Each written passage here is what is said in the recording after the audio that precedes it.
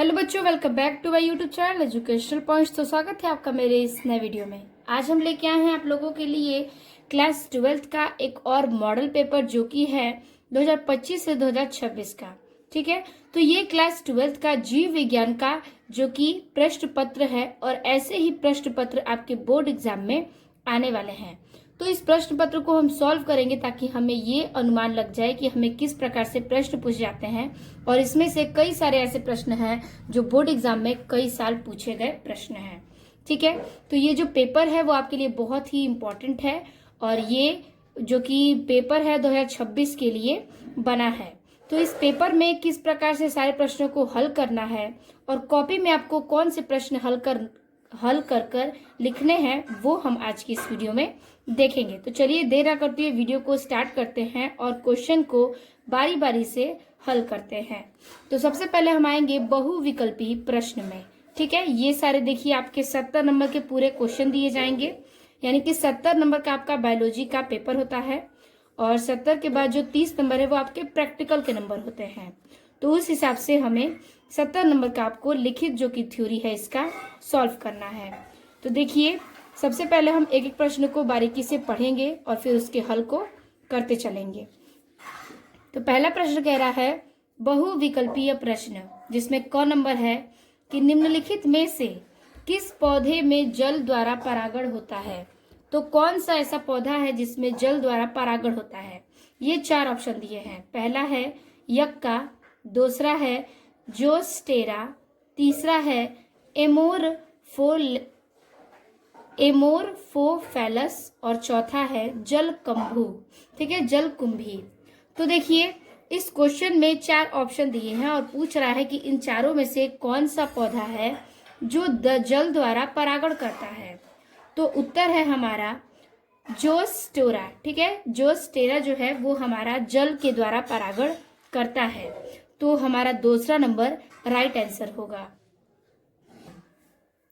तो right answer हो जाएगा हमारा दूसरा, यानी कि जोस्टेरा। अगला प्रश्न है हमारा ख नंबर कि निम्नलिखित में से कौन आनुवंशिक गुण यानी कि जेनेटिक कोड की विशेषता नहीं है। इसमें पूछ रहा है कि इसमें से कौन सी विशेषता है जो जेनेटिक कोड्स की नहीं है। ठीक है, तो ऑप्शन देखिए, जेनेटिक कोड ट्रिपलेट त्रिक में होता है। दूसरा, जेनेटिक कोड अपहाषित होता है। तीसरा, जेनेटिक कोड संदिग्ध और सामान्य होता है। और चौथा, जेनेटिक कोड सार्वभौमिक होते हैं। तो इनमें से कौन सी विशेषता है जो आनुवंशिक जेनेटिक कोड की नहीं है। तो राइट आंसर होगा हमारा तीसरा कि जेनेटिक कोड संदिग्ध और सामान्य होता है, ये जेनेटिक की विशेषता नहीं है। ठीक है, तो थर्ड हमारा राइट आंसर है। अगला प्रश्न कह रहा है कि ग नंबर, काफी बड़ा प्रश्न है लेकिन आपको घबराना नहीं है, बहुत ही आसानी से ये हल हो जाएगा। कह रहा है कि सूची 1 और सूची 2 से सुमेलित कीजिए और सूचियों के नीचे दिए गए कूट का प्रयोग कर सही उत्तर चुनिए। तो आपके ये ऑप्शन दिए हुए हैं, यानी कि सूची 1 और सूची 2, यानी कि कॉलम 1 और कॉलम 2 के दिए हुए हैं। यहाँ पर देश का नाम दिया है और नई विलुप्त जातियां दिया है। ठीक है, तो इसमें आपके ए ऑप्शन में से 1 2 के नंबर में मैच करना है और जो क्रम बैठेगा आपको उसी को ट्रिक करना है। तो सबसे पहले हम इसका मिलान कर लेते हैं। तो मॉरीशस, थाईलैंड, अफ्रीका स्टेलर समुद्री गाय, ऑस्ट्रेलिया डोडो, रूस कवेगा। तो मॉरीशस का मिलान किस में होगा। तो मॉरीशस का होगा डोडो में, यानी कि 3 नंबर। अफ्रीका का मिलान होगा कवेगा में, यानी कि चौथा। तीसरा है ऑस्ट्रेलिया, तो ऑस्ट्रेलिया का मिलान होगा किसमें, तो थाईलैंड में। ठीक है, इसकी विलुप्त जातियां हैं।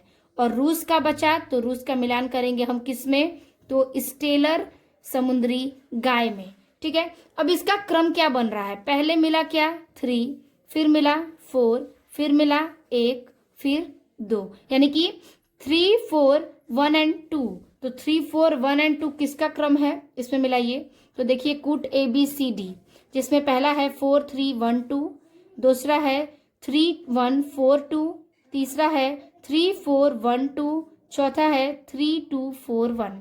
तो हमारा क्रम बन रहा है 3412, तो 3412 तीसरा ऑप्शन हमारा सही होगा। ठीक है, तो तीसरा जो सूची है वो हमारा सही उत्तर है। तो इस प्रकार से ग का बहुविकल्पी ये हो गया। अगला हम चलते हैं घ प्रश्न पर। तो घ प्रश्न कह रहा है कि नीचे दो स्थान दिए गए हैं जिनमें से एक को अभिकथन ए के रूप में लेबल किया गया है और दूसरे को कारण आर के रूप में लेबल किया गया है। ठीक है, तो यहाँ पर ए और आर दोनों में कथन दिए गए हैं, फिर हमको ऑप्शन देखना है। तो अभिकथन ए यानी कि पॉलीमरेज श्रृंखला अभिक्रिया यानी पीसीआर के 3 चरण, निष्क्रियकरण, तापानुशीलन और प्रसार, और कारण में आर, पीसीआर में टैक पॉलीमरेज का उपयोग होता है जिसे थर्मस एक्टिवेटिकस जीवाणु से पृथक किया जाता है। तो उपयुक्त कथनों में को ध्यान पूर्वक पढ़कर नीचे दिए गए विकल्पों से सही उत्तर का चयन कीजिए। तो ए और आर में सत्य असत्य देखना है। तो लिखा है पहला ऑप्शन ए और आर्य दोनों सत्य हैं और आर ए का सही स्पष्टीकरण है।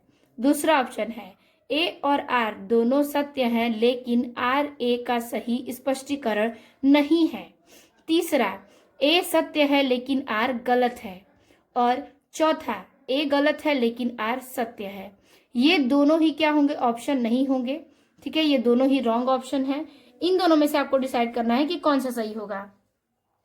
तो आपका यहाँ पर दिया है कि सही स्पष्टीकरण नहीं है, लेकिन इसका सही स्पष्टीकरण यह है जो कि अभी कथन कॉम ए में और कारण आर में दिया है। तो राइट आंसर हमारा फर्स्ट होगा क्योंकि ए और आर दोनों ही सत्य हैं और आर ए का सही स्पष्टीकरण है। तो आपका पहला आंसर होगा राइट आंसर। तो बहुविकल्पी प्रश्न हमने ट्रिक तो कर लिया, लेकिन कॉपी में हम इसे नोट कैसे करेंगे ये बहुत ही जरूरी बात है इसकी। ठीक है, तो चलिए हम देखते हैं इसको कॉपी पे कैसे नोट करेंगे। तो इस प्रकार से लिखेंगे प्रश्न संख्या 1, बहुविकल्पी प्रश्न 1। तो पहला क ख ग घ हमारे 4 प्रश्न हैं। तो क का राइट ऑप्शन था हमारा 2, तो लिखेंगे जोस्टेरा। और दूसरे का 3 ऑप्शन था जो कि है जेनेटिक कोड संदिग्ध और सामान्य होता है। ग का तीसरा है 3 4 1 2, ये क्रम था उसका। और घ का पहला है ए और आर दोनों सत्य है और आर ए का सही स्पष्टीकरण है। तो इस प्रकार से ये आपको बहुविकल्पी प्रश्नों के उत्तर कॉपी में नोट करने हैं। अब हम देखेंगे आगे के प्रश्नों को। अगला प्रश्न कह रहा है अतु लघु उत्तरीय प्रश्न का क नंबर, किस पौधे के बीज में परिभ्रूणपोष यानी कि पेरिस्पर्म उपस्थित होता है? तो बहुत ही आपको छोटा छोटा इसका आंसर लिखना है। तो हम आंसर लिखेंगे इस प्रकार से, उत्तर लिखेंगे हेडिंग में अति लघु उत्तरीय प्रश्न, प्रश्नोत्तर संख्या 2। उसका क्या हम कर रहे हैं? क नंबर। तो उत्तर है चुकंदर के पौधों के बीच में परिभ्रूणपोष यानी कि पेरिस्पर्म उपस्थित होता है। ठीक है, यानी कि चुकंदर का जो पौधा है उसी में यह परिभ्रूणपोष और पेरिस्पर्म उपस्थित होते हैं। अगला प्रश्न देखिए क्या कह रहा है। कह रहा है ख नंबर, उस कोशिका का नाम बताइए जो एंड्रोजन नामक वृषण हार्मोन को संश्लेषित व स्रावित करती है। ठीक है, तो संश्लेषित व स्रावित करती है ऐसी कौन सी, ठीक है, कोशिका है? उत्तर लिखेंगे इस प्रकार से कि अंतराली कोशिकाएं या लीडिंग कोशिकाएं। ठीक है, अंतराली कोशिकाएं या लीडिंग कोशिकाएं एंड्रोजन नामक वृषण हार्मोन को संश्लेषित व स्रावित करती हैं। ठीक है, तो अंतराली कोशिका जो है उसमें लीडिंग कोशिकाएं एवं एंड्रोजन नामक वृषण हार्मोन को संश्लेषित एवं स्रावित करती है। ये इस प्रश्न का उत्तर है। अगला प्रश्न देखिए क्या कह रहा है। अगला प्रश्न है ग नंबर कि जैव विकास के डार्विन सिद्धांत का मूल तत्व क्या है? ठीक है, तो इसका उत्तर हम लिखेंगे। आपको 2-2 लाइन का यानी कि 1-1 नंबर का प्रश्न है तो 2-2 लाइन के उत्तर लिखने हैं। तो लिखेंगे हम इस प्रकार से, जैव विकास के डार्विन सिद्धांत का मूल तत्व प्राकृतिक चयन है। ठीक है, ये हो गया आपके ग प्रश्न का उत्तर। अगला है घ प्रश्न, कह रहा है कि यदि अनुलेखन इकाई में कूट लेखन रज्जुक के अनुक्रम को निम्नवत लिखा जाए, ठीक है, तो निम्न जो मतलब क्रम से हम इस कूट लेखन को कैसे प्रदर्शित करेंगे। तो देखिए लिख रहा है 5 ATCGC ATGC ATGC ATGC ATGC फिर ATGC ATGC और ATGC और 3 को दूत आरएनए के अनुक्रम में लिखिए। मतलब इसको आरएनए के अनुक्रम में लिखना है। तो हम लिखेंगे इसका उत्तर घ का।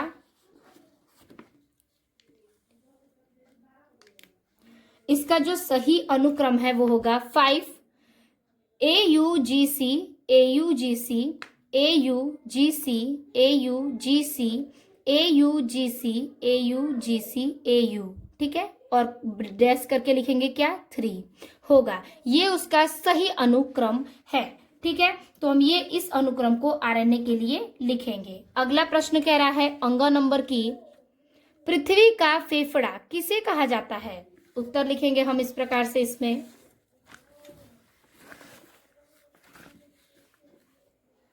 कि पृथ्वी का फेफड़ा अमेजन वर्षावन को कहा जाता है, यानी कि पृथ्वी का जो फेफड़ा है वो अमेजन वर्षावन है, ठीक है। अब देखिए अगला प्रश्न है लघु उत्तरीय प्रश्न। हमने जो कि अति लघु उत्तरीय प्रश्न को सॉल्व कर दिया और बहुविकल्पीय प्रश्न को, तो लघु उत्तरीय प्रश्न का पहला नंबर सॉल्व करेंगे और लघु उत्तरीय प्रश्न का दूसरा नंबर। तो पहले वाले नंबर में 5 प्रश्न और दूसरे वाले में भी है 5 प्रश्न। तो पहला प्रश्न कह रहा है इसमें कि बिंदु उत्परिवर्तन किसे कहते हैं, इसका एक उदाहरण दीजिए, ठीक है। तो बिंदु उत्परिवर्तन क्या है और इसके उदाहरण भी लिखना है। तो चलिए उत्तर लिखते हैं। तो हेडिंग कर लेंगे लघु उत्तरीय प्रश्न। प्रश्नोत्तर संख्या कितना है 3 है। तो देखिए लिखेंगे हम बिंदु उत्परिवर्तन। तो बिंदु उत्परिवर्तन डीएनए अनुक्रम में एक एकल क्षार युग्म में परिवर्तन है, ठीक है। एक क्या है एकल क्षार युग्म परिवर्तन है। जैसे में लिखेंगे कि दात्र कोशिका और रक्तता बिंदु उत्परिवर्तन का एक उत्कृष्ट उदाहरण है, जिसमें HB जीन के छठे कोडान में GAC यानी कि ग्लूटामिक एसिड का GUG वेलिन में परिवर्तन होता है, ठीक है। तो ये इसमें कहना चाहता है कि छात्र कोशिका अरक्तता बिंदु उत्परिवर्तन का एक क्या है उत्कृष्ट उदाहरण है, और वो उदाहरण भी इसने लिख दिया। तो ये इस प्रश्न का हमारा उत्तर हो जाएगा, ठीक है। तो उदाहरण के साथ इसकी परिभाषा। अगला प्रश्न देखते हैं। अगला प्रश्न कह रहा है कि ख नंबर, मानव जीनोम परियोजना की 2 विशेषताएं बताइए। तो मानव जीनोम जो परियोजना है उसकी 2 विशेषताएं हमें लिखनी है। तो लिखेंगे हम इस प्रकार से, मानव जीनोम परियोजना की 2 विशेषताएं निम्नवत हैं। 2 विशेषताएं नंबर 1 करके लिख लेंगे। तो पहले नंबर में लिखेंगे क्या, तो मानव जीनोम में लगभग 3 × 10⁻9 क्षार युग्मों की पहचान करना। और दूसरी विशेषता है कि इस परियोजना से प्राप्त सभी डेल्टा का सार्वजनिक डेटाबेस में संग्रहित करना, ठीक है। तो ये दोनों क्या है इस मानव जीनोम परियोजना की विशेषता है, ठीक है। अगला प्रश्न है हमारा ग नंबर। तो ग नंबर देखते हैं। तो ग नंबर प्रश्न कह रहा है कि रोगों का जैव नियंत्रण के रूप में प्रयोग होने वाले किसी एक जीवाणु और एक कवक का नाम लिखिए।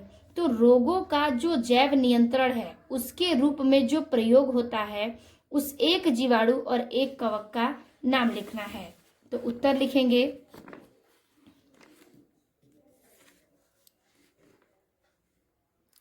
कि रोगों का, ठीक है, लिखेंगे रोगों का जैव नियंत्रण के रूप में प्रयोग होने वाले किसी एक जीवाणु का नाम बैसिलस थ्यूरिजिनेसियस तथा कवक का नाम ट्राइकोडर्मा है, ठीक है। कवक का नाम क्या है ट्राइकोडर्मा है। तो ये हो गया आपके ग प्रश्न का उत्तर। अगला है घ प्रश्न। तो घ प्रश्न देखिए क्या कह रहा है। कह रहा है रिवेट पोपर, ठीक है, रिवेट पोपर परिकल्पना को किसने दिया था और इस परिकल्पना के आधार पर पारितंत्र की मुख्य जातियां की तुलना किससे की गई है। ठीक है, मतलब इस परितंत्र की मुख्य जातियों की तुलना किससे की गई है और यह पोपर जो परिकल्पना है वो किसने दिया है। ठीक है, तो चलिए इसका उत्तर देखते हैं।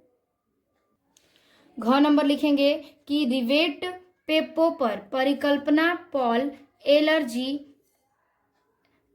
एलिर्ज, ठीक है, एरलिर्ज ने दी थी और इस परिकल्पना के आधार पर पारितंत्र की मुख्य जातियों की तुलना हवाई जहाज के रिवेट से की गई है। ठीक है, मतलब याद रखिएगा कि कह रहा है रिवेट पोपर परिकल्पना, ये बहुत यूनिक क्वेश्चन है, और पॉल एलर्जी मतलब कि एलिर्ज ने दी थी और इस परिकल्पना के आधार पर पारितंत्र की मुख्य जातियों की तुलना हवाई जहाज के रिवेट से की गई है।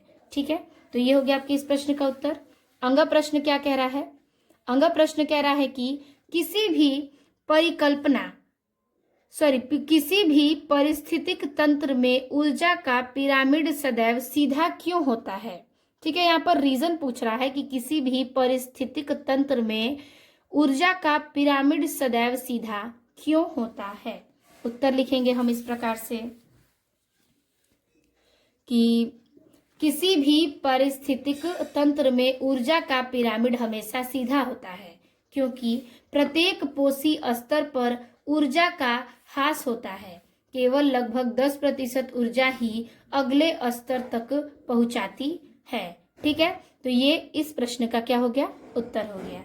तो हमने लघु उत्तरीय प्रश्न का 3 नंबर यानी कि प्रश्न संख्या 1 को सॉल्व कर लिया है। अब हम चलेंगे लघु उत्तरीय प्रश्न संख्या 2 पर, जो कि आपके 3 नंबर के प्रश्न हैं। 2 नंबर वाले प्रश्न हमने देख लिए। अब देखिए कह रहा है कि क नंबर दिए गए चित्र का अध्ययन कीजिए, ठीक है, और निम्नलिखित प्रश्नों का उत्तर दीजिए। ठीक है, चित्र का अध्ययन करना है मतलब फिगर को देखना है और इसके उत्तर को लिखना है। तो फिगर को देखते हैं पहले। तो देखिए ये फिगर दिखा रहा है इसमें, और इस प्रश्न को पढ़कर इसका उत्तर हमें देना होगा। तो फिगर बना है जिसमें प्रांकुर चोल है, प्ररोह शीर्ष है, अधिकोरक है, मूलांकुर है, मूल गोप है, मूलांकुर चोल है। तो इस चित्र के हिसाब से 3 प्रश्न पूछे जा रहे हैं। कह रहा है कि चित्र की पहचान कीजिए, और दूसरा प्रश्न है कि मूलांकुर चोल यानी कि किलो योराइजा और प्रांकुर चोल में अंतर बताइए। तो चलिए अंतर को भी देखते हैं और चित्र को पहचानने की क्रिया भी लिखते हैं।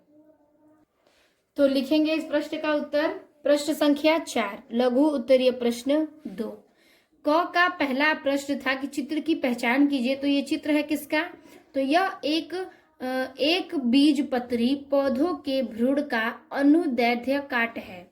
तो ये पौधों के जो मतलब कि बीजपत्री पौधे होते हैं उसके भ्रूण का क्या है, अनुदैर्ध्य काट है। और दूसरा कह रहा था दोनों में अंतर, तो हम लिखेंगे मूलांकुर चोल और प्रांकुर चोल में अंतर। तो हेडिंग करेंगे मूलांकुर चोल, इसमें लिखेंगे यह एक अविभेदित आवरण है जो मूलांकुर और मूल गोप को ढकता है। ठीक है, मूलांकुर और मूल गोप को यह ढकता है। और प्रांकुर चोल में लिखेंगे कि यह एक खोखली पर्णसम संरचना है जो प्रांकुर को ढकता है, यानी कि यह खोखली है और ये अविभेदित है। तो ये अविभेदित आवरण है जो मूलांकुर से और मूल गोप को ढकता है, और ये क्या करता है, सम संरचना है जो कि प्रांकुर को ढकता है। अब देखिए ये हो गया आपका तीसरा प्रश्न। इसमें दूसरा तो हमने हल कर दिया। तीसरा कह रहा है कि चित्र में रेखांकित भाग ए का नामांकन कीजिए। ठीक है, रेखांकित भाग जो ए है उसका क्या कर रहा है, ये जो ए है रेखांकित भाग, यहाँ पर देखिए फिगर में आपको दिख रहा होगा ए जो है, तो इसका जो एक खाली भाग है ए, उसी का क्या कर रहा है, नामांकन कीजिए। तो हम उत्तर इसका लिखेंगे। उत्तर में लिखेंगे कि चित्र में रेखांकित भाग ए जो है वो क्या है, प्रांकुर है। ठीक है, तो ये हो गया हमारा क का प्रश्न हल। ख नंबर पे चलते हैं। ख नंबर कह रहा है कि सहायक जनन तकनीक मानव के लिए किस तरह में सहायक है। JIFT और GIFT यानी कि इंट्रा यूटेराइन ट्रांसफर IUT से किस तरह भिन्न है। ठीक है, तो इसकी तकनीक की सहायता से हमें इन दोनों का और इंट्रा यूटेराइन ट्रांसफर IUT के किस तरह इसमें भिन्न है उसका हमें आंसर देना है। ठीक है, तो ये जो क्वेश्चन है इस बार का थोड़ा सा टफ है और जो कि हल है इसका बहुत ही आसान है। तो चलिए देखते रहिए और सॉल्व करते चलिए। तो चलिए इसका उत्तर देखते हैं। तो हेडिंग कर लेंगे JIFT और GIFT IUT में अंतर। इन तीनों पर हम क्या करेंगे, टिप्पणी लिखेंगे। तो देखिए JIFT का फुल फॉर्म लिखते हैं तो जाइगोट इंट्रा फाइलोपियन ट्रांसफर। इसमें लिखेंगे कि इस तकनीक में निषेचन इन विट्रा शरीर के बाहर होता है और 8 ब्लास्टोमियर तक के युग्मनज को सीधे डिंबवाहिनी नली में स्थानांतरित किया जाता है। तो इसका जो उत्तर है वो कह रहा है एक ऐसी तकनीक है जो निषेचन इन विट्रा शरीर के बाहर होता है और यह 8 जो कि है ब्लास्टोमियर तक, ठीक है, 8 ब्लास्टोमियर तक के युग्मनज को सीधे डिंबवाहिनी नली में स्थानांतरित करता है। अब देखिए अगला है हमारा GIFT। इसका फुल फॉर्म है गैमेट इंट्रा फाइलोपियन ट्रांसफर। ठीक है, इसका लिखेंगे कि इस तकनीक में अंडे और शुक्राणु के सीधे डिंबवाहिनी नली में स्थानांतरित किया जाता है ताकि निषेचन शरीर के अंदर हो सके। ठीक है, तो जो इसके शरीर के अंदर का निषेचन होता है वो हो सके तो गैमेट इंट्राफैलोपियन ट्रांसफर जो कि है इस तकनीक में अंडा और शुक्राणु के सीधे डिंबवाहिनी नली में क्या करता है, स्थानांतरित करता है ताकि निषेचन शरीर के अंदर हो सके। ठीक है, अगला है IUT। इसका फुल फॉर्म है इंट्रा यूटेराइन ट्रांसफर। ठीक है, तो इसका लिखेंगे उत्तर मतलब कि परिभाषा में कि इस तकनीक में 8 से अधिक ब्लास्टोमियर वाले भ्रूण को या निषेचित अंडे को सीधे गर्भाशय में स्थानांतरित किया जाता है। ठीक है, इस तकनीक में 8 से अधिक ब्लास्टोमियर वाले भ्रूण को या फिर निषेचित अंडे को सीधे गर्भाशय में क्या करते हैं, स्थानांतरित करते हैं। तो ये हो गया आपका तीनों में क्या अलग अलग से टिप्पणी और इन तीनों का क्या है जानकारी यानी कि अंतर। अब हमने ख प्रश्न को भी हल कर लिया। अब हम चलेंगे ग के प्रश्न पर। तो ग प्रश्न पे चलते हैं। ग प्रश्न क्या कह रहा है, तो कह रहा है कि RNA पहला अनुवंशिक पदार्थ था। वह बहुत पर्याप्त प्रमाण है कि जीवन के आवश्यक प्रक्रमों जैसे उपापचयी, स्थानांतरण, संबंधन आदि का विकास RNA से हुआ। ठीक है, मतलब आवश्यक प्रक्रमों जैसे कि इन सारे का विकास RNA से हुआ है।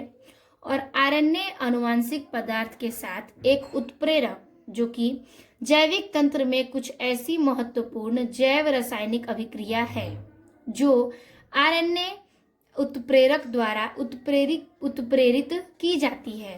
प्रोटीन एंजाइम का इसमें कोई योगदान नहीं होता, मतलब कि RNA में प्रोटीन एंजाइम का कोई योगदान नहीं होता। RNA उत्प्रेरक के रूप में क्रियाशील लेकिन अस्थायी है। क्या है, RNA जो है उत्प्रेरक के रूप में क्रियाशील है लेकिन अस्थायी है। इस कारण से RNA के रासायनिक रूपांतरण से DNA का विकास हुआ जिससे यह अधिक स्थायी है। DNA के द्विरज्जुकों व पूर्वक रज्जुकों के कारण तथा इनमें मरम्मत प्रक्रियाओं के विकास से अपने में होने वाले परिवर्तनों के प्रति क्या है, प्रतिरोधी है। ठीक है, तो यहाँ पर ये पैराग्राफ में आपको सारी चीजें समझाई गई हैं और नीचे जो प्रश्न दिया है वो क्या कह रहा है, तो देखिए कह रहा है कि उपयुक्त पैराग्राफ के आधार पर निम्नलिखित प्रश्नों के उत्तर दीजिए। तो इस क्वेश्चन के आधार पर, इस पैराग्राफ के आधार पर, जो कि हमें अनसिम पैसेज मिलते हैं हिंदी व इंग्लिश में, और कहता है कि इस पैराग्राफ में प्रश्नों के उत्तर छांट कर आपको क्या करना है, नीचे दिए गए प्रश्नों को हल करना है। तो वैसे ही जीव विज्ञान में ये चीजें दी गई हैं कि इस पैराग्राफ को पढ़िए और नीचे के प्रश्नों को उत्तर दीजिए। तो नीचे जो प्रश्न है उसको पढ़िए। तो पहला प्रश्न कह रहा है, आरएनए को पहला आनुवंशिक पदार्थ क्यों माना जाता है। ठीक है, तो देखिए कि आरएनए पहला आनुवंशिक पदार्थ था, अब यह पर्याप्त प्रमाण है। तो किस प्रकार से लिखना है ये हम उत्तर में लिखेंगे। तो डालेंगे प्रश्न संख्या ग और पहले का उत्तर। तो चलिए उत्तर को देखते हैं फर्स्ट का। तो ग के पहले का उत्तर लिखेंगे कि आरएनए को पहला आनुवंशिक पदार्थ माना जाता है क्योंकि जीवन में आवश्यक प्रक्रमों जैसे उपापचयी स्थानांतरण, संबंधन आदि का विकास आरएनए से हुआ। ठीक है, जैसे कि उपापचयी स्थानांतरण, संबंधन आदि का विकास आरएनए से हुआ है, इसलिए आरएनए को पहला आनुवंशिक पदार्थ माना जाता है। ठीक है, अब देखिए इसका दूसरा प्रश्न क्या पूछ रहा है। दूसरा प्रश्न कह रहा है कि आरएनए की तुलना में डीएनए को अधिक सर्वस्थायी आनुवंशिक पदार्थ क्यों माना जाता है। ठीक है, डीएनए को अधिक स्थायी आनुवंशिक क्यों माना जाता है। तो उत्तर लिखेंगे हम इस प्रकार से कि डीएनए आरएनए की तुलना में अधिक स्थायी आनुवंशिक पदार्थ है। क्यों है, तो क्योंकि डीएनए द्विरज्जुक होता है और इसमें पूरक रज्जुक होते हैं और इसमें मरम्मत प्रक्रिया होती है जो इसे परिवर्तनों के प्रति अधिक प्रतिरोधी बनाती है। तो डीएनए क्या है, द्विकुंडलित द्विरज्जुकीय होता है और आरएनए सिंगल पेयर में होते हैं, यानी कि वह कुंडलित मतलब एक कुंडलित होते हैं और ये द्विकुंडलित डीएनए होता है। तो उसकी अपेक्षा क्या है, डीएनए जो है वो अधिक स्थायी माना जाता है। तो आपने पता चल गया क्योंकि वह द्विरज्जुकीय होता है और इसमें पूरक रज्जुक होते हैं। ठीक है, तो देखिए जो कि डीएनए और आरएनए की संरचना है।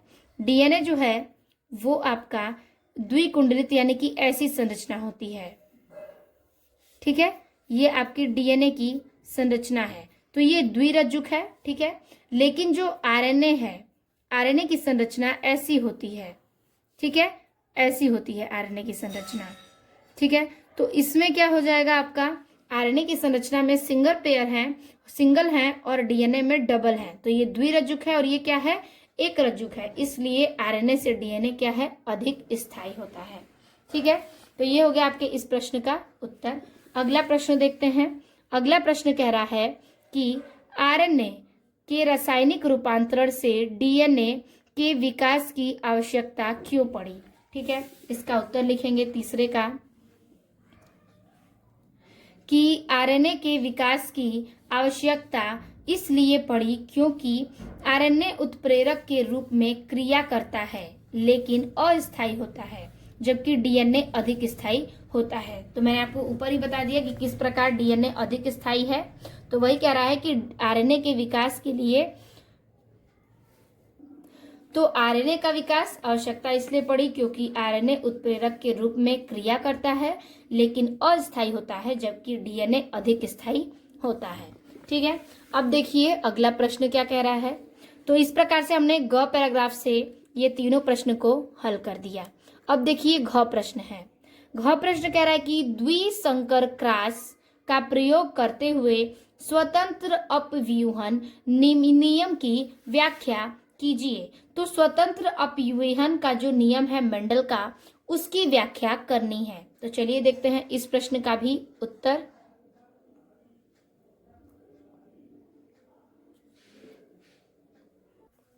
तो घ प्रश्न के उत्तर का हेडिंग करेंगे स्वतंत्र अपव्यूहन नियम की व्याख्या, जिसमें हम लिखेंगे कि जब दो जीव, दो या दो से अधिक युग्म, ठीक है, युग्म विकल्पी लक्षणों में एक दूसरे से भिन्न होते हैं, मतलब जब दो जीव हों और दो या दो से अधिक युग्म विकल्पी लक्षण उसमें हों और वह एक दूसरे से भिन्न होते हैं, तो उनसे एक लक्षण वंशागति पर दूसरे लक्षणों की वंशागति का कोई प्रभाव नहीं पड़ता है। ठीक है। तो कह रहा है यहाँ पर कि जब उनमें से एक लक्षण की वंशागति और जो दूसरे लक्षण की वंशागति है उसका कोई प्रभाव नहीं पड़ता है। प्रत्येक जोड़ी के वीरप्याशी लक्षणों के जिन, ठीक है, प्रत्येक जोड़ी के वीरप्याशी लक्षणों के जिन अन्य वीरप्याशी, ठीक है, लक्षणों से प्रभावित हुए बिना, ठीक है, मतलब कि जो जोड़ी विप्रयासी लक्षणों के जिन है प्रत्येक जोड़ी के, वह अन्य वीरप्यासी लक्षणों से प्रभावित हुए बिना ही स्वतंत्र रूप से अपवहन करते हैं, मतलब वो स्वतंत्र रूप से अपना कार्य करते हैं। अतः इस नियम को स्वतंत्रता, ठीक है, अपव्यूहन का नियम कहते हैं। तो अतः इस नियम को हम स्वतंत्र अपव्यूहन का नियम कहते हैं। ये इस प्रश्न में, मतलब कि उत्तर में हमें लिखना है। अब इस जो उत्तर में जो था वो कह रहा था कि इसका द्विसंकर क्रॉस का प्रयोग भी कराइए, तो प्रयोग भी कराना है इसमें। तो हम एक साइड लिखेंगे गोल व पीला, यानी कि पौधा जो है वो कह रहा है गोल व पीला दोनों प्रभावी शुद्ध हैं, और यहाँ पर झुर्रीदार व हरा यानी कि दोनों अप्रभावी शुद्ध है। तो जो झुर्रीदार व हरा है वो अप्रभावी है, लेकिन जो गोल व पीला है वो क्या है, प्रभावी है। अब देखिए इसका जो सूत्र बनेगा वो होता है डबल कैपिटल आर और डबल कैपिटल वाई, और यहाँ पर double small R double small Y.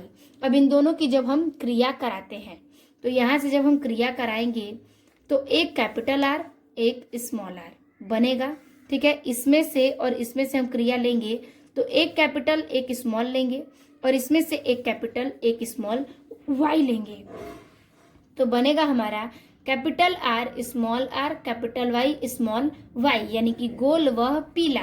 गोल वह पीला कलर का क्या होता है, पौधा बनता है। अब देखिए इस क्रिया से आपको क्या क्या मिलेगा, तो देखिए मिलता है आपको इस क्रिया से 4 समीकरण। तो देखिए पहला बनेगा, तो बनेगा पहला गोल वह पीला, जो कि होगा क्या, दोनों प्रभावी, ठीक है। गोल वह पीला यहाँ पे था तो क्या था, दोनों क्या था, प्रभावी था यहाँ से। फिर कह रहा है गोल व हरा, पहला प्रभावी होगा और हरा क्या था, अप्रभावी, तो दूसरा अप्रभावी। झुर्रीदार वह पीला, यानी कि पहला अप्रभावी झुर्रीदार में आ रहा है और पीला है तो क्या आएगा, प्रभावी, तो दूसरा प्रभावी। फिर कह रहा है झुर्रीदार व हरे, दोनों क्या होंगे, अप्रभावी होंगे, अप्रभावी, ठीक है, अप्रभावी होंगे। तो यहाँ पर आपको क्लियर हो रहा है कि गोल वह पीला होगा तो दोनों प्रभावी। गोल यानी कि इसमें का कोई एक गुण हुआ तो प्रभावी और इसमें का एक गुण हुआ तो अप्रभावी, और दोनों ही गुण हैं तो एक अप्रभावी एक प्रभावी, और इसमें अगर 2 गुण है तो दोनों क्या होंगे, प्रभावी होंगे, और इसका दोनों गुण है तो दोनों अप्रभावी होंगे। इसी प्रकार से हमने इसमें लिखा है। अब इसका अनुपात का क्रम देख लीजिए, तो गोल व पीले का अनुपात 9 होगा, पहला प्रभावी और दूसरा अप्रभावी का 3, उसी प्रकार से पहला अप्रभावी दूसरा प्रभावी का भी 3, और दोनों अप्रभावी होंगे तो क्या होगा, 1 होगा। तो इसका अनुपात क्या बनेगा, तो अनुपात बनेगा 9 संबंधे 9 अनुपाते 3 अनुपाते 3 अनुपाते 1, ठीक है। अब देखिए यहाँ पर इसका उत्तर बनता है गोल पीला के लिए 9, गोल हरे के लिए 3, झुर्रीदार पीला 3, झुर्रीदार हरा 1। तो इस प्रकार से ये आपका जो समीकरण है इस हल से हो गया, और आपका द्विसंकर क्रॉस के प्रयोग करते हुए स्वतंत्रता अपव्यूहन का नियम भी समाप्त हो गया।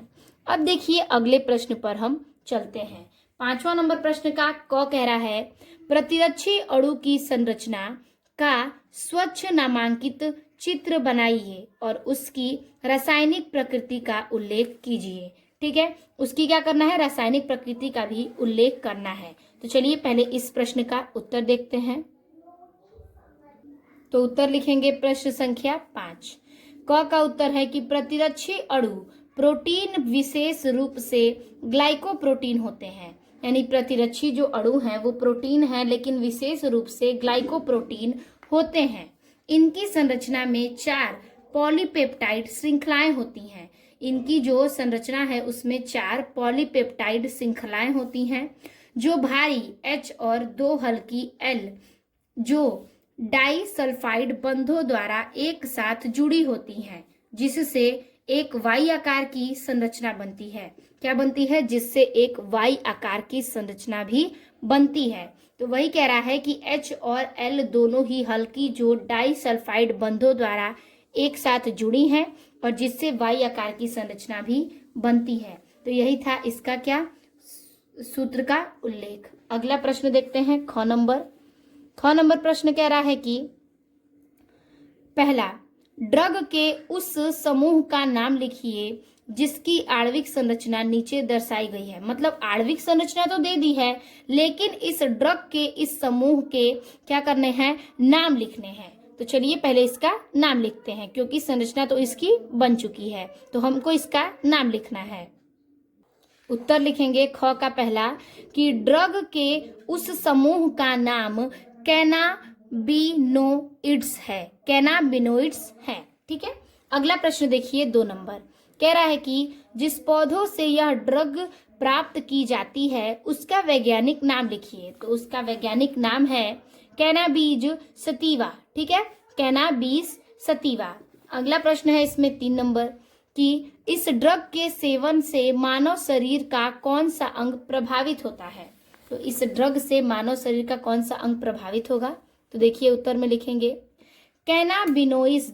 ठीक है, कैनाबिनोइड्स ड्रग के सेवन से मानव शरीर का मस्तिष्क में मौजूद कैनाबिनोइड्स रिसेप्टर्स अंग प्रभावित होता है। मतलब मस्तिष्क में यानी कि ब्रेन में पाए जाने वाले कैनाबिनोइड्स रिसेप्टर्स अंग क्या होते हैं? प्रभावित होते हैं।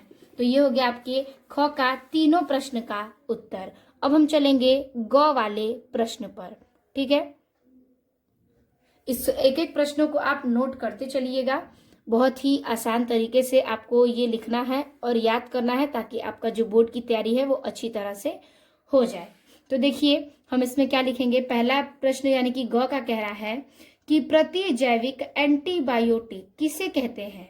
उस एंटीबायोटिक का नाम बताइए जिसका प्रयोग द्वितीय विश्व युद्ध में घायल अमेरिकन सिपाहियों के उपचार में व्यापक रूप से किया गया, और यह भी बताइए कि यह एंटीबायोटिक किससे प्राप्त की जाती है। तो समझिए कि इसमें जो प्रतिजैविक एंटीबायोटिक है वो किसे कहते हैं, पहले ये लिखना है। फिर कह रहा है कि उस एंटीबायोटिक का नाम बताइए जो प्रयोग के द्वितीय विश्व युद्ध में घायल अमेरिकन सिपाही के उपचार के लिए मतलब यूज किया गया है, व्यापक रूप से किया गया है, और यह बताइए कि यह एंटीबायोटिक किससे प्राप्त की जाती है। तो चलिए देखते हैं इस प्रश्न का भी उत्तर।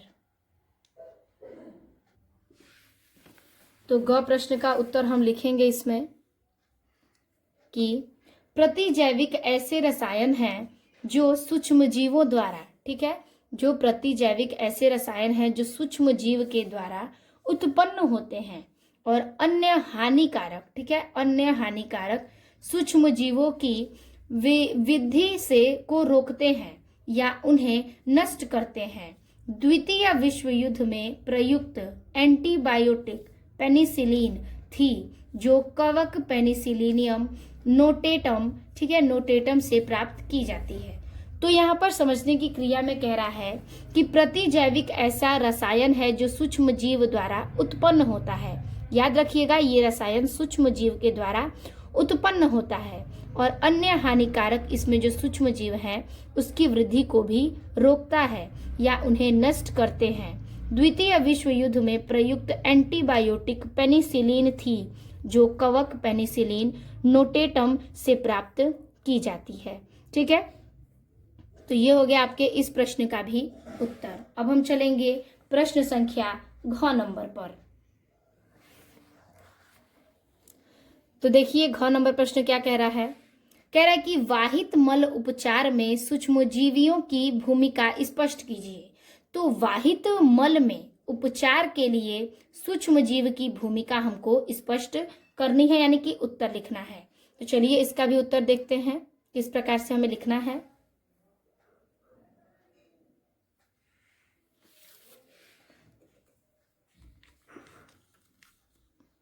तो इसका उत्तर लिखेंगे कि वाहित मल उपचार में सूक्ष्मजीव मुख्य रूप से द्वितीयक यानी कि जैविक उपचार में महत्वपूर्ण भूमिका निभाते हैं। ठीक है, यानी कि जो वाहित मल हैं उस उपचार में सूक्ष्म जीव मुख्य रूप से द्वितीय जैविक उपचार में महत्वपूर्ण भूमिका निभाते हैं। और वायवीय, ठीक है, वायवीय सूक्ष्म जीव, ठीक है, फ्लाक्स वातन टैंकों में कार्बनिक पदार्थों का विघटन करने और बीओडी को क्रम करते हैं और इसके बाद अवायवीय जीवाणु आपके, ठीक है, आपक संपाचित्र में बायोगैस यानी कि मीथेन CO2 मीथेन और CO2 यानी कि कार्बन डाइऑक्साइड H2S उत्पन्न करते हैं। तो मतलब इस वायवीय सूक्ष्म जीव फ्लाक्स के वातन के टैंकों में कार्बनिक पदार्थ विघटन कर बीओडी को कम करते हैं और इसके बाद अवायवीय जीवाणु जो हैं वो आपक संपाचित्र में बायोगैस और मीथेन जैसे और CO2 H2S जैसे गैसों को उत्पन्न करते हैं। ठीक है, तो ये हो गया आपके इस 5वें का जो प्रश्न था उसका पूरा समापन, यानी कि 5 नंबर में घ प्रश्न थे, हमने घ प्रश्न को हल कर दिया। अब हम चलेंगे 6वें प्रश्न पर। 6वां प्रश्न कह रहा है कि क समष्टि के गुणों का उल्लेख कीजिए। तो हमें क प्रश्न को हल करना है और उसमें समष्टि के गुणों का व्याख्या करना है, यानी कि उल्लेख करना है। तो चलिए उसका भी उत्तर देखते हैं। तो लिखेंगे प्रश्न संख्या 6 और इसमें लिखेंगे कि समष्टि एक विशेष भौगोलिक क्षेत्र में एक ही प्रजाति के व्यक्तियों का कुल योग है। ठीक है, अब देखिए हम एक एक चीज का उल्लेख करेंगे। तो लिखेंगे समष्टि के गुण। समष्टि के गुण निम्नलिखित हैं। ठीक है, सबसे पहले पूछ रहा था कि समष्टि के गुण का उल्लेख करना है, तो समष्टि के गुण निम्नलिखित हैं। पहला गुण जन्म दर। ठीक है, जन्म दर जिसमें हम लिखेंगे प्रति इकाई समय में समष्टि में होने वाले नए जन्मों की संख्या। ठीक है, समष्टि में होने वाले नए जन्मों की क्या है, संख्या को बता रहा है। अगला है मृत्यु दर। ठीक है, मृत्यु दर में लिखेंगे कि प्रति इकाई समय में समष्टि में होने वाली मौतों की संख्या। ठीक है, मृत्यु दर में यानी कि मौतों की संख्या जो प्रति इकाई समय समष्टि से होने वाली है। अगला है लिंग अनुपात। इसमें लिखेंगे कि समष्टि में नर व मादा जीवों का प्रतिशत अनुपात होता है, यानी कि लिंग में नर व मादा दो लोगों का क्या होगा, अनुपात होगा। तो लिखेंगे कि समष्टि में नर और मादा जीवों का प्रतिशत में अनुपात होता है। फिर देखेंगे हम अगला, इसके आगे भी हेडिंग है। तो अगला चौथा लिखेंगे इसमें आयु वितरण। ठीक है, इसमें हम लिखेंगे कि विभिन्न आयु वर्गों पूर्व प्रजनन यानी कि प्रजनन पश्च प्रजनन। ठीक है, तो आयु वर्ग में पूर्व प्रजनन होता है और प्रजनन होता है और फिर पश्च प्रजनन होता है। पूर्व यानी कि पहले और पश्च माने बाद में। और फिर कह रहा है कि के व्यक्तियों का प्रतिशत इसे आयु पिरामिड द्वारा दर्शाया जाता है। तो वही कह रहा है कि इन व्यक्तियों का प्रतिशत आयु पिरामिड द्वारा दर्शाया जाता है। अगला हेडिंग इसमें करेंगे समष्टि घनत्व, क्योंकि गुण लिखना है तो हम कई सारे गुणों की व्याख्या करेंगे। समष्टि घनत्व प्रति इकाई क्षेत्र या आयतन में व्यक्तियों की संख्या। समष्टि घनत्व का अर्थ है कि प्रति इकाई क्षेत्र में आयतन में व्यक्तियों की संख्या। फिर आता है समष्टि वृद्धि, कि समय के साथ समष्टि के आकार में परिवर्तन यह जन्म दर।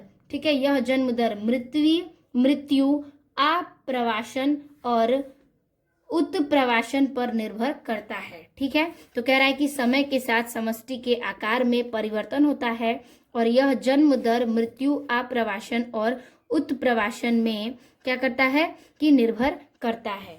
ठीक है, या फिर आप लिख सकते हैं कि समष्टि के मुख्य गुण जन्म दर, मृत्यु दर, लिंग अनुपात, आयु वितरण, समष्टि घनत्व और समष्टि वृद्धि है। ठीक है, तो ये सारे आंसर जो हैं हमारे समष्टि के रिलेटेड उनके गुणों के उल्लेखन में हो गए। अब हम चलेंगे अगले प्रश्न पर। तो अगला प्रश्न है 6 का ख प्रश्न। ठीक है, ख नंबर क्या कह रहा है, तो देखिए ख में 2 प्रश्न दिए हैं। ख का पहला है कि परजीवी जंतु यानी कि ट्रांसजेनिक एनिमल्स किसे कहते हैं, और दूसरा है कि सर्वप्रथम निर्मित परजीवी गाय का नाम लिखिए तथा इसके महत्व का उल्लेख कीजिए। तो पहले हम परजीवी जंतु यानी कि ट्रांसजेनिक एलिमेंट्स किसे कहते हैं इसके उत्तर को लिखेंगे। तो चलिए पहले फर्स्ट उत्तर को लिखते हैं, फिर अगले को देखेंगे। तो उत्तर में लिखेंगे ख का पहला कि परजीवी जंतु वे जंतु हैं जिनके डीएनए में आनुवंशिक अभियांत्रिकी द्वारा एक बाह्य या अतिरिक्त जीन डाला गया होता है। ठीक है, एक बाह्य या अतिरिक्त जीन डाला गया होता है जिससे वे उस जीन को व्यक्त करते हैं। ठीक है, जिससे वे उस जीन को व्यक्त करते हैं। तो पहला था कि परजीवी जंतु क्या है, तो वही कह रहा है कि परजीवी जंतु वे जंतु होते हैं जिनके डीएनए में आनुवंशिक अभियांत्रिकी द्वारा एक बाह्य या अतिरिक्त जीन डाला गया होता है और जिससे वे उस जीन को व्यक्त करते हैं। ठीक है, अगला है दूसरा प्रश्न जो कि पूछ रहा है कि सर्वप्रथम निर्मित परजीवी गाय का नाम लिखिए तथा इसके महत्व का उल्लेख कीजिए। ठीक है, तो हम इसका उत्तर लिखेंगे। उत्तर हम इसमें लिखेंगे, तो इसका उत्तर लिखेंगे कि सर्वप्रथम निर्मित परजीवी गाय का नाम रोजी है था। ठीक है, जो सर्वप्रथम निर्मित परजीवी गाय है उसका नाम रोजी था। इसका महत्व यह था कि इसके दूध में मानव अल्फा लैक्ट एल्यूमिन प्रोटीन था। ठीक है, अल्फा लैक्ट एल्यूमिन प्रोटीन था जो इसे मानव शिशुओं के लिए क्या था कि सामान्य दूध से अधिक पौष्टिक बनाता था। ठीक है, सामान्य दूध से अधिक पौष्टिक बनाता था। तो ये हो गया आपके इस प्रश्न का उत्तर। अगला प्रश्न क्या कह रहा है, अगला ग प्रश्न कह रहा है कि क्लोनिंग संवाहक क्या है, एक अच्छे संवाहक वेक्टर की क्या विशेषताएं होनी चाहिए। ठीक है, तो हम इसका उत्तर लिखेंगे।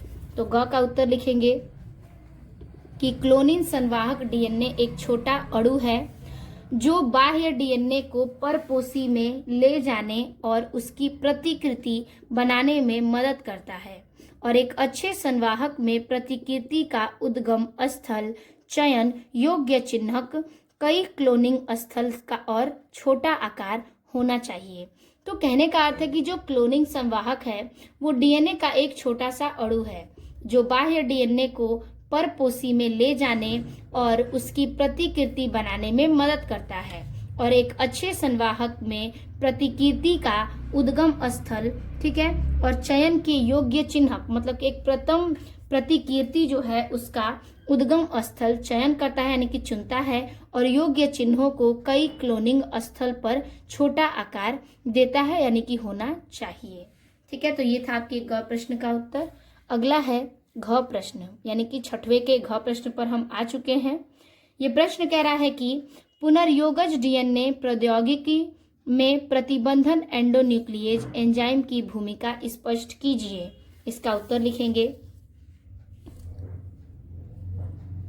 कि पुनर्योगज डीएनए प्रौद्योगिकी में प्रतिबंधन एंडोन्यूक्लिएज एंजाइम, ठीक है, पुनर्योगज डीएनए में प्रौद्योगिकी के प्रबंधन में एक एंडोन्यूक्लिएज एंजाइम डीएनए को विशिष्ट पैलिड्रोमिक अनुक्रमों पर काटकर चिपचिपे सिरे उत्पन्न करते हैं जो बाह्य डीएनए को संवाहक से जोड़ने और पुनर्योगज डीएनए अणु बनाने में सहायक होता है।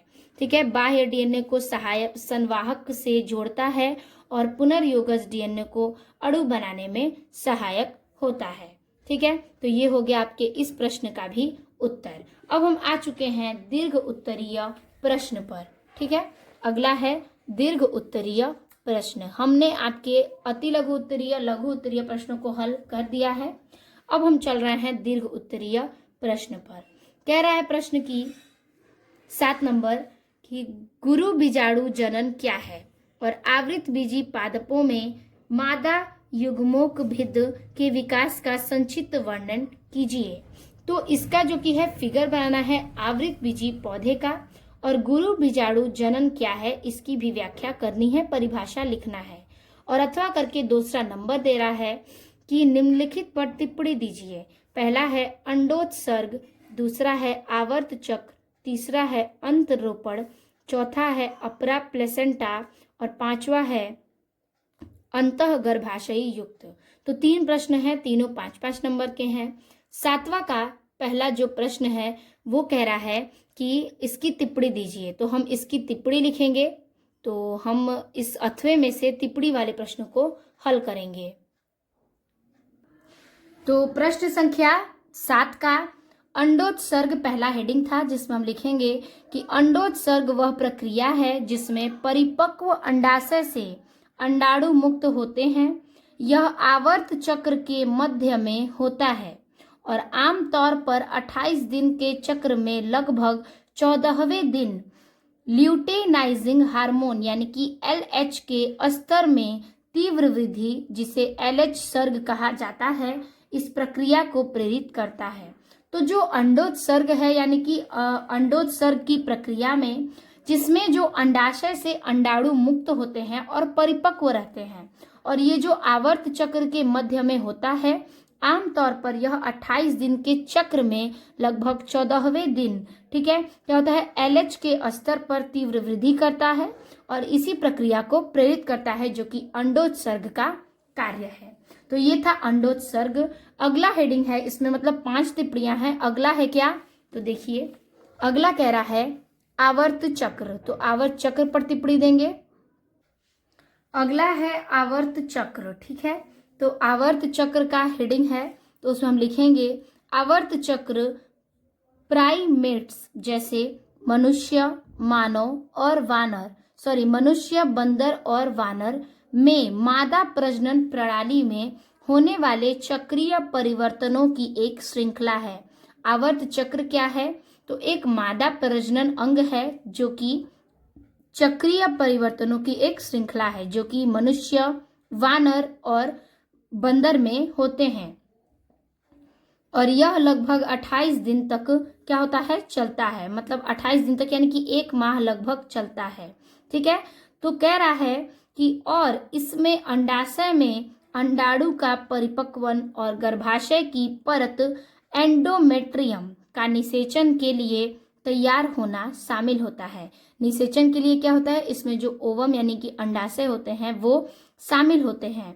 यदि निषेचन नहीं होता तो गर्भाशय की परत सत स्त्राव, ठीक है, रक्त स्त्राव, क्या है, रक्त स्त्राव है। ये अंडाशय की परत रक्त स्त्राव के रूप में शरीर से बाहर निकल जाती है, ठीक है, जिसे मासिक धर्म कहते हैं, ठीक है। किसे क्या कहते हैं, मासिक धर्म कहते हैं।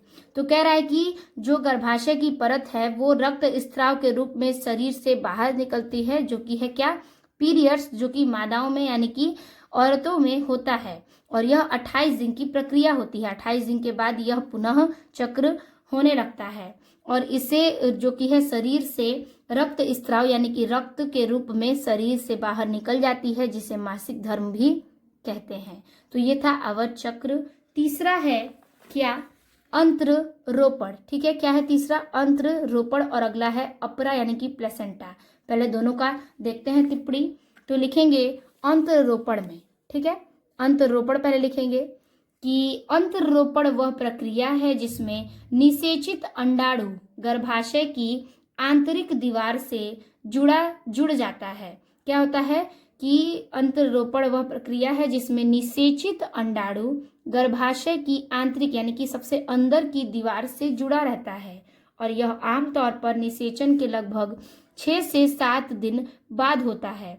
वह गर्भावस्था के विकास के लिए आवश्यक पोषण और समर्थन प्रदान करता है। क्या करता है, गर्भावस्था के विकास के लिए आवश्यक पोषण और समर्थन भी प्रदान करता है। तो ये था अंतरोपण। अगला है प्लेसेंटा यानी कि अपरा। तो अपरा में लिखेंगे कि अपरा जो कि है, अपरा एक अस्थायी अंग है। क्या है, अस्थायी अंग है, जो गर्भावस्था के दौरान गर्भाशय में विकसित होता है यह माँ और विकासशील भ्रूण के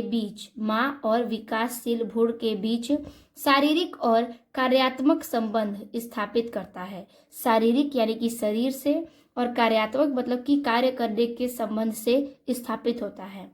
अपरा भ्रूण को ऑक्सीजन और पोषण तत्व प्रदान करता है और भ्रूण के अपशिष्ट उत्पादों को माँ के रक्त, ठीक है, अपशिष्ट पदार्थ जो होता है यानी कि निकले हुए पदार्थ जो होते हैं वो माँ के रक्त से, ठीक है, प्लेसेंटा जो है अपरा, वो भ्रूण के में जो ऑक्सीजन पोषण तत्व प्रदान करता है और भ्रूण का जो अपशिष्ट उत्पाद है वो माँ के रक्त के साथ, आगे लिखेंगे, तो रक्त के साथ रक्त में स्थानांतरित करके उन्हें हटाने में मदद करता है। ठीक है, माँ के जो शरीर का जो रक्त स्राव है उन्हें हटाने में मदद करता है। यह हार्मोन भी उत्पन्न करता है जो गर्भावस्था को बनाए रखने के लिए महत्वपूर्ण है। यानी कि गर्भावस्था को हार्मोन से बनाए रखने के लिए भी ये जो अपरा यानी कि प्लेसेंटा है ये बहुत ही क्या है, इम्पॉर्टेंट है। ह्यूमन में जो कि फीमेल होते हैं उनके बॉडी में अपरा जो कि है गर्भ के लिए, बच्चों के लिए, गर्भावस्था की स्थिति के लिए बनाए रखना बहुत ही इम्पॉर्टेंट है। ठीक है, फिर है इसका अगला, कह रहा है अंतः गर्भाशयी युक्ति। इसका डिफिनीशन देना है तो इसको भी देख लेते हैं। तो हेडिंग करेंगे अंतः गर्भाशयी युक्ति, तो लिखेंगे कि अंतः गर्भाशयी युक्ति IUD यानी कि इंट्रायूटेरियन डिवाइस, ठीक है, एक छोटा अक्षर T आकार का गर्भ निरोधक उपकरण है। ये क्या है, एक छोटा सा अक्षर T आकार का एक गर्भ निरोधक उपकरण है जिसे गर्भावस्था को रोकने के लिए गर्भाशय में डाला जाता है। मतलब गर्भावस्था की स्थिति को रोकने के लिए इसे गर्भाशय में डाला जाता है। ये दो मुख्य प्रकार के होते हैं, ये मुख्य दो प्रकार के होते हैं। ठीक है, कौन कौन से, तो आगे देखते हैं। तो हार्मोन रिलीजिंग IUDs और कॉपर IUDs ये शुक्राणु की गतिशीलता और व्यवहार्यता को प्रभावित करके और निषेचन या आरोपण को रोककर काम करते हैं। ठीक है, निषेचन और आरोपण को रोककर यह काम करते हैं ये सारे जो कि हार्मोन्स को रिलीजिंग भी करते हैं। तो ये था आपके इस पांचों की टिप्पणी। ठीक है, 7वें प्रश्न का पांचों आंसर का क्वेश्चन का आंसर। ठीक है, यानी कि टिप्पणी, ये आपके 5 नंबर के प्रश्न समाप्त होते हैं। अब है हमारा 8 व 9 नंबर, यानी कि दीर्घ में आपको 3 चीजें करनी होती हैं। 8वां नंबर प्रश्न कह रहा है कि अनुलेखन क्या है और बैक्टीरिया में अनुलेखन क्रिया का संक्षिप्त वर्णन कीजिए। ठीक है, या फिर आपको अथवा में दिया है कि अनुकूली विकिरण क्या है और डार्विन के फिंच पक्षियों एवं ऑस्ट्रेलियाई मार्शुपियल्स के उदाहरणों के साथ इस प्रक्रिया को समझाइए और इस प्रक्रिया का जैव विकास में क्या योगदान है। ठीक है, तो ये 2 प्रश्न हैं, इसमें से अथवा कर कोई एक प्रश्न आपको करना है। आपको जो आएगा आप वो करिएगा, हम इसमें से सॉल्व करने वाले हैं। तो हम सॉल्व करेंगे कि अनुलेखन क्या है और बैक्टीरिया में अनुलेखन की क्रिया की विशेषताएं। ठीक है, तो चलिए हम ऊपर वाले प्रश्न को हल करते हैं। तो उत्तर लिखेंगे, प्रश्न संख्या 8 का उत्तर अनुलेखन, हेडिंग करेंगे, सबसे पहले लिखेंगे अनुलेखन क्या है।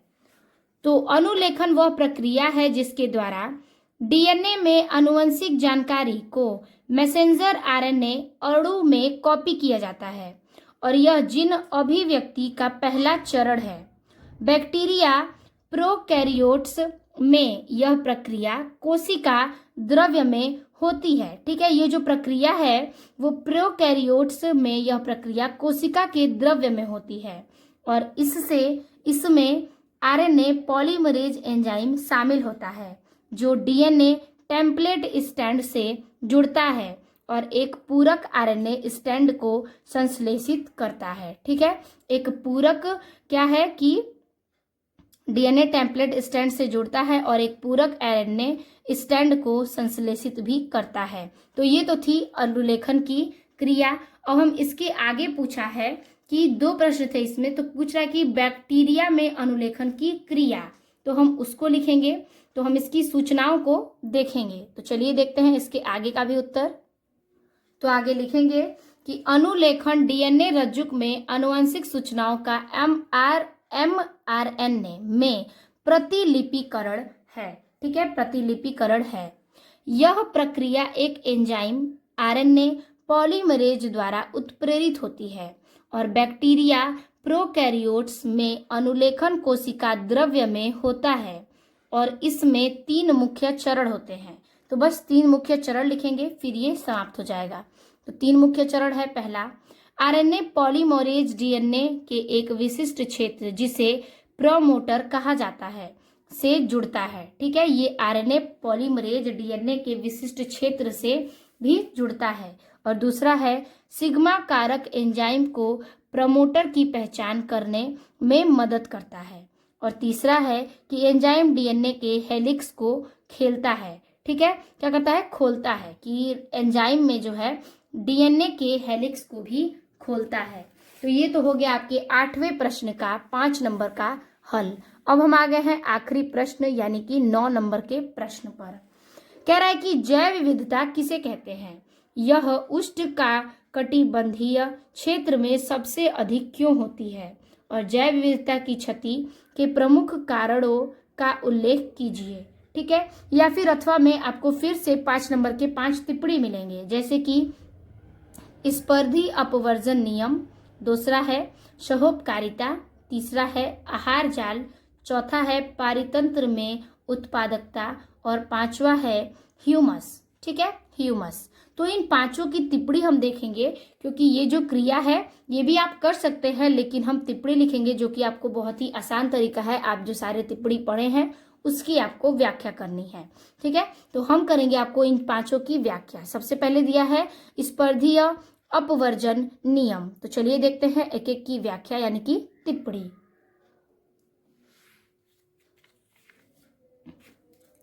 तो लिखेंगे इसमें प्रश्न संख्या 9।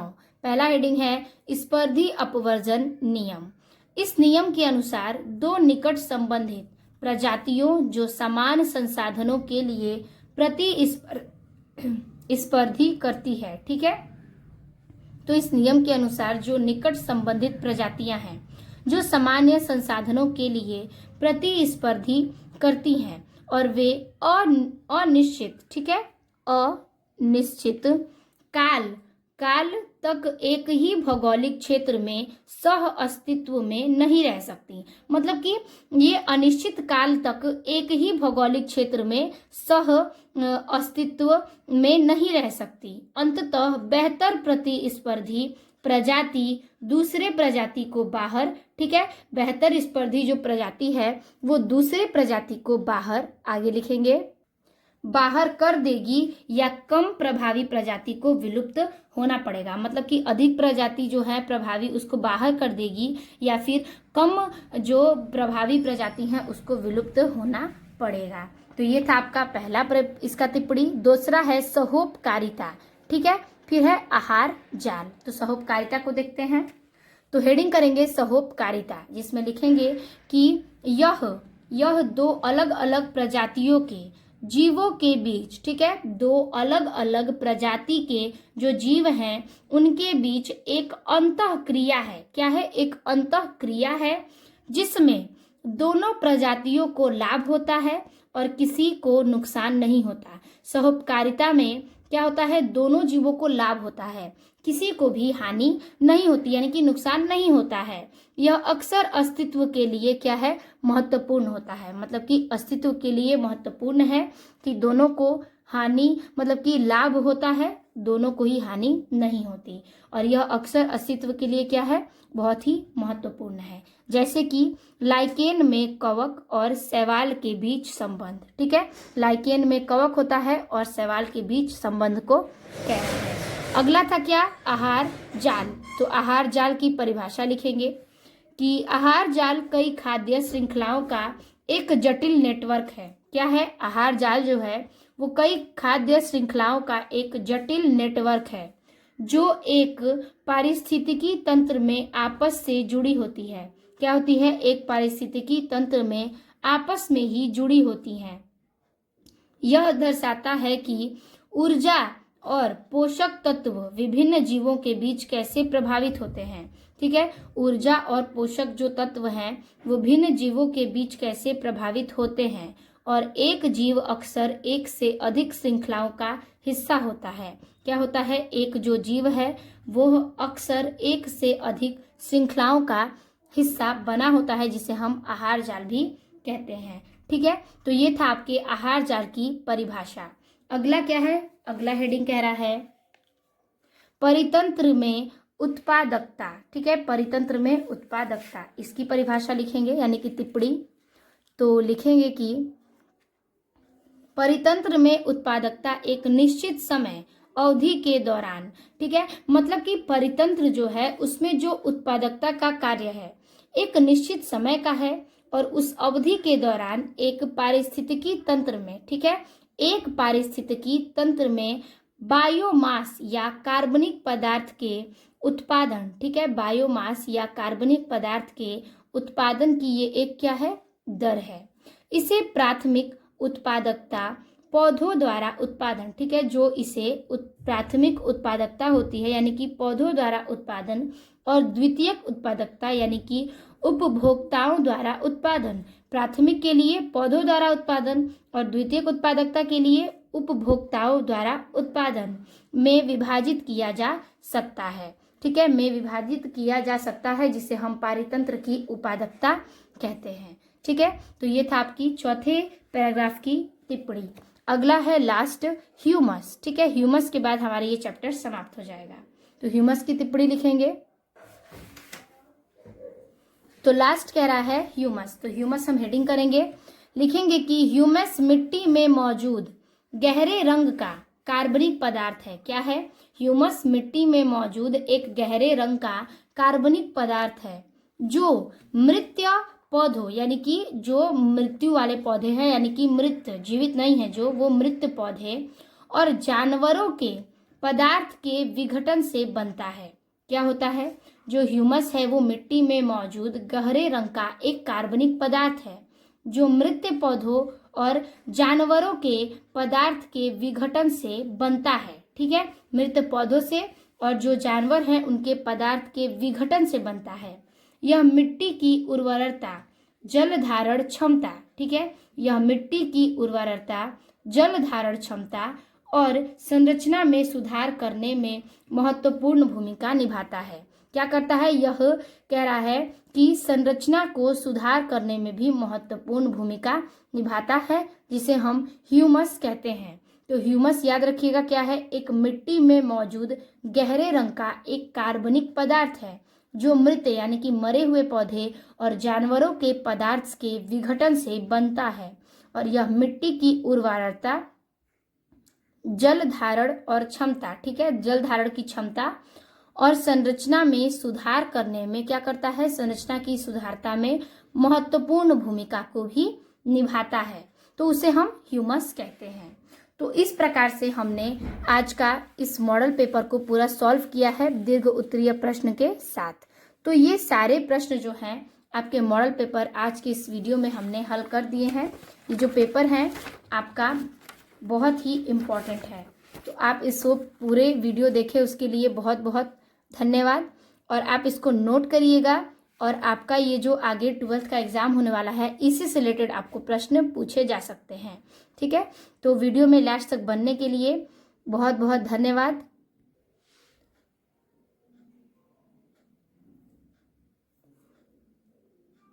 तो इस प्रकार से हमने इस वीडियो को समाप्त कर दिया है। तो वीडियो अच्छी लगे तो लाइक कमेंट शेयर कीजिएगा। मिलते हैं आपसे इसी टॉपिक के और नए वीडियो के साथ, नए टॉपिक के साथ। तब तक के लिए धन्यवाद।